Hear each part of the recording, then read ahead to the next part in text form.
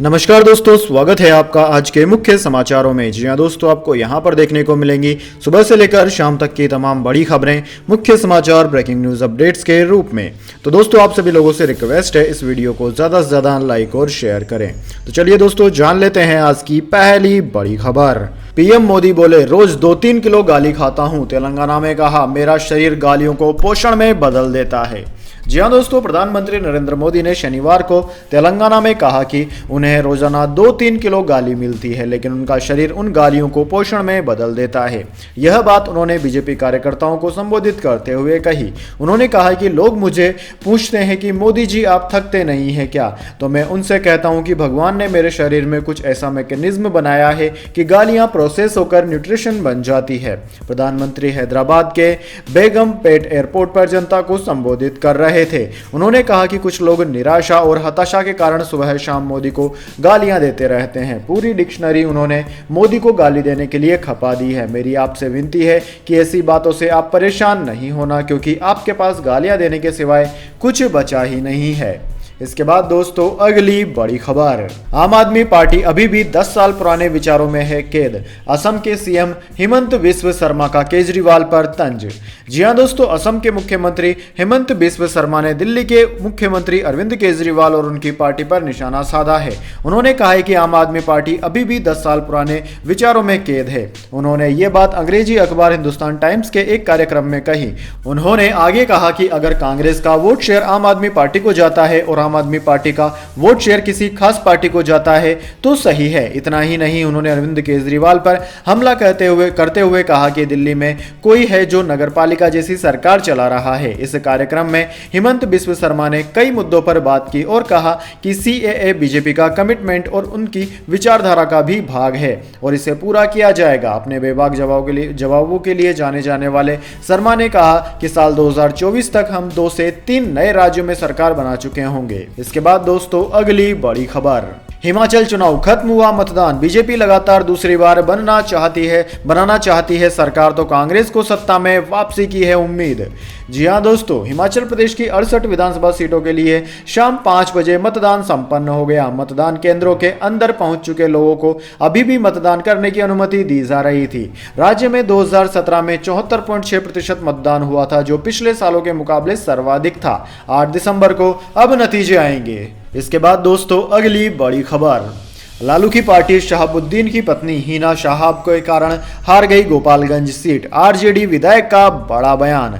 जी हां दोस्तों, गोपालगंज उपचुनाव 2022 में आरजेडी के प्रत्याशी मोहन गुप्ता की हार हो गई, जबकि बीजेपी की प्रत्याशी और पूर्व दिवंगत मंत्री सुभाष सिंह की पत्नी कुसुम देवी की जीत हुई। वहीं इस हार पर लालू यादव की पार्टी के विधायक हरिशंकर यादव का बड़ा बयान सामने आया है। शनिवार को उन्होंने कहा कि शहाबुद्दीन की पत्नी और उनके पुत्र ओसामा साहब के कारण आरजेडी को यहां से हार मिली है। आरजेडी विधायक हरिशंकर यादव ने कहा कि गोपालगंज में एक पंचायत उनके जिम्मे था। वह बाइक पर पंचायत में घूमे, सब बच्चा वहां भी चच्चा चच्चा बोलते हैं। सभी लोगों के साथ घूमा, लेकिन ओसामा और हिना शहाब की कमी देखने को मिली। हरिशंकर यादव ने कहा कि मंत्री जी से मेरा झंझट हो गया कि मैडम और ओसामा नहीं आएंगे तो हम लोग गोपालगंज चुनाव हार जाएंगे। इसके बाद दोस्तों, अगली बड़ी खबर। राजीव गांधी हत्याकांड की दोषी नलिनी श्रीहरन 31 साल बाद जेल से रिहा। सबसे पहले किया यह काम।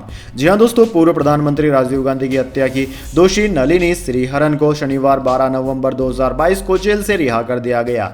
सुप्रीम कोर्ट ने शुक्रवार 11 नवंबर को हत्याकांड के सभी 6 दोषियों को रिहा करने का आदेश दिया था। नलिनी श्रीहरन को जेल से रिहा करने से पहले तमिलनाडु की वेल्लूर पुलिस ने रूटीन प्रक्रिया को अंजाम दिया। जेल से रिहा होने से पहले नलिनी आज सुबह ही वेल्लूर के पुलिस थाने भी गई थी, जहां पर पैरोल शर्तों के तहत अपनी उपस्थिति दर्ज कराई थी। दिन में उनका एक वीडियो भी सामने आया था, जिसमें पुलिस उनको वैन में लेकर जा रही थी। समय से पहले रिहाई की मांग को लेकर उनसे देश की सबसे बड़ी अदालत का दरवाजा खटखटाया था। कांग्रेस ने रिहाई के इस फैसले को दुर्भाग्यपूर्ण बताया। नलिनी ने खुद के बारे में कहा कि वह आतंकी नहीं है। इसके बाद दोस्तों, अगली बड़ी खबर। दिल्ली एनसीआर में हफ्ते भर में दूसरी बार लगे भूकंप के झटके, नेपाल में था केंद्र। जी हां दोस्तों, दिल्ली एनसीआर में शनिवार शाम भूकंप के तेज झटके महसूस किए गए। राजधानी दिल्ली और उसके आसपास के इलाकों में एक हफ्ते में दूसरी बार भूकंप के झटके महसूस किए गए हैं। इस भूकंप का केंद्र नेपाल के डंडेलधुरा में था और रिक्टर स्केल पर इसकी तीव्रता 5.4 मापी गई। भूकंप पर नजर रखने वाली संस्था नेशनल सेंटर फॉर सिस्मोलॉजी ने जानकारी देते हुए बताया कि नेपाल में आज शाम करीब 7:57 पर रिक्टर पैमाने पर 5.4 तीव्रता का भूकंप आया। इस भूकंप का केंद्र सतह से 9 किलोमीटर की गहराई पर था। यह भूकंप इतना तेज था कि इसके झटके दिल्ली एनसीआर सहित भारत के कई राज्यों में महसूस किए गए। इसके बाद दोस्तों अगली बड़ी खबर, शाहरुख खान को मुंबई एयरपोर्ट पर कस्टम ने रोका। शारजहां से 18 लाख की घड़ियां लाए थे, 7 लाख रुपए का जुर्माना लगा। जी हां दोस्तों, बॉलीवुड सुपरस्टार शाहरुख खान को मुंबई एयरपोर्ट पर कस्टम ने रोक लिया। एयरपोर्ट पर तैनात एयर इंटेलिजेंस यूनिट यानी कि AIU के सूत्रों ने बताया कि शाहरुख शुक्रवार रात को शारजहां से लौटे थे। उनके पास महंगी घड़ियां और उनके कवर थे जिनकी कीमत 18 लाख रुपए थी। इन घड़ियों के लिए शाहरुख खान को 6.83 लाख रुपए की कस्टम ड्यूटी चुकानी पड़ी। Shahrukh Khan private chartered plane से शुक्रवार रात करीब 12:30 बजे मुंबई पहुंचे थे। यहां T3 टर्मिनल पर रात करीब 1 बजे रेड चैनल पार करते समय कस्टम ने शाहरुख खान और उनकी टीम को रोका था। उनके बैग की जांच में बाबान, जुर्बक घड़ी, रोलेक्स घड़ी के 6 डिब्बे, स्प्रिट ब्रांड की घड़ी, एप्पल सीरीज की घड़ियां मिली। साथ ही घड़ियों के खाली बॉक्स भी मिले थे। एयरपोर्ट पर घंटे भर चली कार्रवाई के बाद शाहरुख और उनकी मैनेजर पूजा ददलानी को जाने दिया गया, लेकिन शाहरुख के बॉडीगार्ड रवि और टीम के बाकी सदस्यों को रोक लिया गया। जानकारी के मुताबिक शाहरुख के बॉडीगार्ड रवि ने ही 6,87,000 रुपए की कस्टम ड्यूटी चुकाई। कस्टम डिपार्टमेंट की प्रोसेस शनिवार सुबह तक चली। सुबह करीब 8 बजे प्रोसेस पूरा होने के बाद ही कस्टम अधिकारियों ने रवि को छोड़ा। कई रिपोर्ट्स में यह भी कहा गया है कि जुर्माने की रकम शाहरुख के क्रेडिट कार्ड से ही चुकाई गई है। इसके बाद दोस्तों अगली बड़ी खबर, आईसीसी में बीसीसीआई का दबदबा बरकरार, जय शाह सौरव गांगुली को मिला यह जिम्मा। जी हां दोस्तों, इंटरनेशनल क्रिकेट काउंसिल में एक बार फिर भारतीय क्रिकेट कंट्रोल बोर्ड का दबदबा देखने को मिला है। शनिवार को आईसीसी द्वारा अपनी नई टीम का ऐलान किया गया, जिसमें ग्रेग बार्कले को फिर से आईसीसी का चेयरमैन नियुक्त किया गया है। उनका कार्यकाल 2 साल का होगा। उनके साथ ही बीसीसीआई सचिव जय शाह और पूर्व बीसीसीआई अध्यक्ष सौरव गांगुली को एक नई जिम्मेदारी सौंपी गई है। न्यूजीलैंड के ग्रेग बार्कले को शनिवार को सर्वसम्मति से दूसरे कार्यकाल में अंतरराष्ट्रीय क्रिकेट परिषद का चेयरमैन चुना गया। बार्कले का कार्यकाल 2 वर्ष का होगा। जिम्बाब्वे के तावेंगवा मुकहलानी के नाम वापस लेने के बाद बार्कले को निर्विरोध चुना गया। आईसीसी बोर्ड ने बार्कले के पूर्ण समर्थन की पुष्टि की। बार्कले ने फिर से अपनी नियुक्ति पर कहा कि अंतरराष्ट्रीय क्रिकेट परिषद का फिर से चेयरमैन बनना सम्मान की बात है और मैं अपने साथ आईसीसी निर्देशकों को अपने समर्थन के लिए शुक्रिया कहना चाहूंगा। दोस्तों, आपकी जानकारी के लिए बता दें, बार्कले को नवंबर 2020 में आईसीसी चेयरमैन बनाया गया था। वहीं दोस्तों दूसरी ओर इस नियुक्ति के अलावा कुछ अन्य नियम नियुक्तियां भी हुई, जिनमें बीसीसीआई सचिव जय शाह को अब आईसीसी की वित्तीय और कमर्शियल मामलों की कमेटी का अध्यक्ष बनाया गया है। आईसीसी के सभी वित्तीय फैसले यही कमेटी लेती है। ऐसे में जय शाह के हाथ में यह अहम पोस्ट आई है। आईसीसी द्वारा बयान दिया गया है कि सभी सदस्यों ने इस पद पर जय शाह की नियुक्ति का स्वागत किया। इस कमेटी के अध्यक्ष को आईसीसी चेयरमैन जितना ही पावरफुल माना जाता है। कमेटी के पास आईसीसी के सभी सदस्यों के रेवेन्यू, शेयर, स्पॉन्सर और अन्य डील को तय करने की पावर होती है। वहीं दोस्तों बीसीसीआई के पूर्व अध्यक्ष और पूर्व भारतीय कप्तान सौरव गांगुली आईसीसी की क्रिकेट कमेटी के अध्यक्ष पद पर बने रहेंगे। वह पिछले साल इस पद पर नियुक्त हुए थे, जो कि आगे भी जारी रहेगा। इसके बाद दोस्तों अगली बड़ी खबर, आम आदमी पार्टी ने पहली लिस्ट में 70 महिलाओं को दिया टिकट, पूर्व एमएलए भी रेस में हैं शामिल। जी हां दोस्तों, दिल्ली एमसीडी चुनाव का बिगुल बज चुका है। इसके लिए आम आदमी पार्टी ने 134 कैंडिडेट्स की पहली लिस्ट जारी कर दी है। 134 की लिस्ट में 70 महिलाओं को टिकट दिया गया है। वहीं दोस्तों पूर्व विधायक विजेंद्र गर्ग को भी नारायणा से चुनावी मैदान में उतारा गया है। उधर कांग्रेस के आम आदमी पार्टी में आए वरिष्ठ सांसद मुकेश गोयल को आदर्श नगर वार्ड से, तो कांग्रेस से आई पूर्व पार्षद गुड्डी देवी को तिमारपुर के मालकागंज से उम्मीदवार बनाया गया है। दोस्तों पूरी लिस्ट में खास बात यह है कि लगभग 70 महिलाओं को टिकट दिए गए हैं। इसके बाद दोस्तों अगली बड़ी खबर, बाहर होकर भी वर्ल्ड कप में भारतीयों का जलवा, मिलेगा प्लेयर ऑफ द अवार्ड। जी हाँ दोस्तों, भारतीय क्रिकेट टीम का इस बार टी20 वर्ल्ड कप 2022 में ज्यादा अच्छा प्रदर्शन नहीं रहा। वह खिताब से 2 जीत दूर रहकर आ गई, यानी कि सेमीफाइनल में हारकर भारतीय टीम बाहर हो गई। टॉप 4 की इस मुकाबले में इंग्लैंड ने भारतीय टीम को 10 विकेट से करारी शिकस्त दी और शर्मनाक, जो कि काफी शर्मनाक भी थी। इस वर्ल्ड कप से बाहर होने के बाद भी टूर्नामेंट में अब भी भारतीय खिलाड़ियों का जलवा कायम है। खिताब ना सही, लेकिन भारतीय टीम के खाते में player of the tournament award जरूर जा सकता है। दरअसल दोस्तों, इंटरनेशनल क्रिकेट काउंसिल यानी कि आईसीसी ने player of the tournament award के लिए 9 खिलाड़ियों को शॉर्टलिस्ट किया है। इनमें सबसे ऊपर नाम विराट कोहली का है, उसके बाद दूसरे नंबर पर नाम सूर्य कुमार यादव का है। अब दोस्तों, वोटिंग के आधार पर इनमें से किसी एक को ही इस player of the tournament award के लिए चुना जाएगा, यानी कि भारत के खाते में यह अवार्ड आने की उम्मीद सबसे ज्यादा है। कोहली ने इस सीजन में 6 मैच खेले, जिनमें 98.66 की शानदार औसत से 296 रन बनाए। इस दौरान उन्होंने 450 भी जमाई। वहीं दूसरे नंबर पर काबिज सूर्या भी इस वर्ल्ड कप में 6 मैच खेले, जिनमें से 59.75 की औसत से 239 रन बनाए। सूर्या ने इस दौरान कुल 3 अर्धशतक जमाए हैं। इसके बाद दोस्तों, अगली बड़ी खबर, आसियान समिट 2022 क्या खत्म होगी रूस से जंग? यूक्रेन के विदेश मंत्री से जयशंकर ने की बात। जी हां दोस्तों, विदेश मंत्री एस जयशंकर ने शनिवार को यूक्रेन के अपने समकक्ष दिमित्रो कुलेबा के साथ बैठक की। दोनों नेताओं ने क्षेत्र में हालिया घटनाक्रम, परमाणु चिंताओं और यूक्रेन के खिलाफ रूस के युद्ध को खत्म करने के तरीकों पर चर्चा की। जयशंकर ने यहां कंबोडिया की राजधानी में आसियान भारत शिखर सम्मेलन से इतर कुलेबा से मुलाकात की। उन्होंने ट्वीट किया कि यूक्रेन के विदेश मंत्री दिमित्रो कुलेबा से मिलकर खुशी हुई। हमारी चर्चाओं में संघर्ष में हालिया का घटनाक्रम, अनाज निर्यात की पहल और परमाणु चिंताएं शामिल थी। रूस और यूक्रेन के युद्ध पर बढ़ती वैश्विक चिंताओं के बीच रूस के 2 दिवसीय दौरे के कुछ दिनों बाद जयशंकर की कुलेमा से मुलाकात हुई है। दोस्तों, फरवरी में यूक्रेन युद्ध शुरू होने के बाद जयशंकर का मॉस्को का यह पहला दौरा था। जयशंकर उपराष्ट्रपति जगदीप धनखड़ के साथ यात्रा पर हैं। वह यहां आसियान भारत शिखर सम्मेलन और 17वें पूर्वी एशिया शिखर सम्मेलन में भारतीय प्रतिनिधिमंडल का नेतृत्व कर रहे हैं। यूक्रेन के विदेश मंत्री कुलेमा ने ट्विटर पर कहा कि उन्होंने द्विपक्षीय सहयोग और यूक्रेन के खिलाफ रूस के युद्ध को समाप्त करने के तरीकों पर चर्चा की। इसके बाद दोस्तों, अगली बड़ी खबर, सचिन तेंदुलकर का भारत की हार पर आया बड़ा बयान, बताया सेमीफाइनल में किस वजह से हारी टीम इंडिया। जी हां दोस्तों, टी20 वर्ल्ड कप के सेमीफाइनल में इंग्लैंड ने भारत को 10 विकेट से हराकर फाइनल में जगह बनाई, जहां पर उनका मुकाबला पाकिस्तान से 13 नवंबर यानी कि रविवार को होगा। भारत की हार पर लीजेंडरी क्रिकेटर सचिन तेंदुलकर का बड़ा बयान सामने आया है। उनके मुताबिक भारत के टी20 वर्ल्ड कप सेमीफाइनल में हारने की वजह कम स्कोर था। सचिन ने कहा कि एडिलेड के मैदान पर 168 रन को बहुत अच्छा नहीं कहा जा सकता, क्योंकि ये मैदान अलग है और साइड बाउंड्री बहुत छोटी है। सचिन ने आगे कहा कि मैं जानता हूं कि इंग्लैंड के खिलाफ सेमीफाइनल काफी निराशाजनक रहा था। अब हमें स्वीकार करना होगा कि हमने बोर्ड में अच्छा स्कोर नहीं बनाया। यह हमारे लिए कठिन खेल था, बुरी और निराशाजनक हार थी। हम विश्व की नंबर 1 टी20 टीम भी रहे हैं। दोस्तों, तेंदुलकर ने कहा कि मुझे लगता है कि 190 का स्कोर यहां एक अच्छा टोटल होता। एडिलेड में 168 का स्कोर किसी दूसरे मैदान के 150 रन के बराबर है। उन्होंने कहा कि भारत की बॉलिंग भी बहुत अच्छी नहीं रही, लेकिन टीम को सिर्फ एक परफॉर्मेंस के आधार पर नहीं जज करना चाहिए। उन्होंने कहा कि हम टी20 की नंबर 1 टीम रह चुके हैं और नंबर 1 तक रातों रात नहीं पहुंचा जा सकता।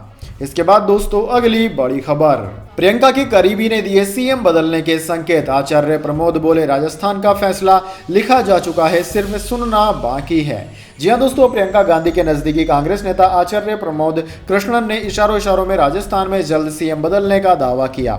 उन्होंने कहा कि राजस्थान को लेकर कांग्रेस हाईकमान बहुत जल्द बड़ा फैसला करने वाला है। फैसला लिखा जा चुका है, सिर्फ सुनाना बाकी है। यह फैसला राजस्थान की जनता की भावनाओं के हिसाब से होगा। कांग्रेस का हर एमएलए हाईकमान के फैसले के साथ खड़ा है। आचार्य प्रमोद शनिवार सुबह 10:45 पर स्पीकर सीपी जोशी से मिलने उनके सिविल लाइंस स्थित सरकारी बंगले पर पहुंचे थे। दोनों ने करीब 2 घंटे तक चर्चा की। जोशी से मिलने के बाद आचार्य प्रमोद ने मीडिया से बातचीत में कहा कि कांग्रेस नेतृत्व के फैसले को हर विधायक मानेगा। उनमें सचिन पायलट, अशोक गहलोत, सीपी जोशी भी हैं। विधायक तो सब हैं। भारत का मजाक उड़ाने वाले पाकिस्तानी प्रधानमंत्री को इरफान पठान ने दिया जवाब। जी हां दोस्तों, टी20 वर्ल्ड कप 2022 के सेमीफाइनल में भारत को जब इंग्लैंड के हाथों हार झेलनी पड़ी, तब कई तरह की प्रतिक्रियाएं सामने आई। पाकिस्तान के प्रधानमंत्री शहबाज शरीफ ने भी भारतीय टीम पर तंज कसते हुए हुए एक ट्वीट किया था जो काफी वायरल हुआ था। शहबाज शरीफ के इस ट्वीट पर टीम इंडिया के पूर्व क्रिकेटर इरफान पठान ने जवाब दिया है और उनकी बोलती बंद कर दी। पाकिस्तान के प्रधानमंत्री शहबाज शरीफ ने भारत इंग्लैंड के सेमीफाइनल के बाद ट्वीट किया कि इस रविवार को पाकिस्तान और इंग्लैंड का मुकाबला होगा, लेकिन यहां शहबाज शरीफ ने तंज कसते हुए लिखा कि रविवार को 150-0 बनाम 170-0 का मुकाबला होगा। दरअसल पाकिस्तान ने पिछले साल T20 वर्ल्ड कप में भारत को 10 विकेट से हराया था और इस साल इंग्लैंड ने भारत को 10 विकेट से हरा दिया। शहबाज शरीफ के इसी ट्वीट पर इरफान पठान ने लिखा कि आप में और हम में यही फर्क है, हम अपनी खुशी से खुश और दूसरे उनकी तकलीफ से, इसलिए खुद के मुल्क को बेहतर करने पर ध्यान दें। इरफान पठान का यह ट्वीट वायरल हो गया और भारतीय फैंस ने इसकी काफी तारीफ की। इसके बाद दोस्तों जाने अगली बड़ी खबर, लेकिन उससे पहले मेरी आपसे एक छोटी सी रिक्वेस्ट है, अगर दोस्तों आपको अभी तक हमारी न्यूज पसंद आई तो इसे एक छोटा सा लाइक जरूर दे दीजिए, और अगर आपको पसंद नहीं आई है तो बेशक आप डिसलाइक भी कर सकते हैं, लेकिन दोस्तों लाइक और डिसलाइक जरूर कीजिए, क्योंकि दोस्तों यही हमारी मेहनत का फल होता है और इसी से हमें पता चलता है कि आपको हमारी वीडियोस पसंद आ रही है या नहीं। तो चलिए दोस्तों जान लेते हैं आज की अगली बड़ी खबर। गुजरात चुनाव, नरेंद्र मोदी स्टेडियम का नाम बदल देंगे, 10 लाख सरकारी नौकरियां देंगे, कांग्रेस ने घोषणा पत्र में किए कई वादे। जी हां दोस्तों, गुजरात विधानसभा चुनाव से पहले चरण के लिए नामांकन की प्रक्रिया के बीच राजनीतिक दलों ने मतदाताओं को अपने अपने पाले में करने की जद्दोजहद तेज कर दी है। नेता लोक लुभावन वादे भी कर रहे हैं, जनता की समस्याओं के समाधान के आश्वासन दिए जा रहे हैं, तो वहीं अब कांग्रेस ने अपना चुनावी घोषणा पत्र भी जारी कर दिया है। दोस्तों राजस्थान के मुख्यमंत्री अशोक गहलोत ने शनिवार को आयोजित कार्यक्रम में गुजरात चुनाव के लिए कांग्रेस का घोषणा पत्र जन घोषणा पत्र 2022 जारी किया। कांग्रेस ने अपने घोषणा पत्र में युवा, महिला, किसान सबके लिए लोक लुभावन वादे किए। कांग्रेस पार्टी की ओर से जारी किए गए घोषणा पत्र में हर गुजराती के लिए 10 लाख रुपए तक के मुफ्त इलाज और मुफ्त दवाइयों के साथ ही 300 यूनिट मुफ्त बिजली, बकाया बिजली बिल माफ करने का वादा किया गया है। कांग्रेस ने सत्ता में आने पर नरेंद्र मोदी स्टेडियम का नाम बदलकर फिर से सरदार पटेल स्टेडियम करने का वादा भी किया।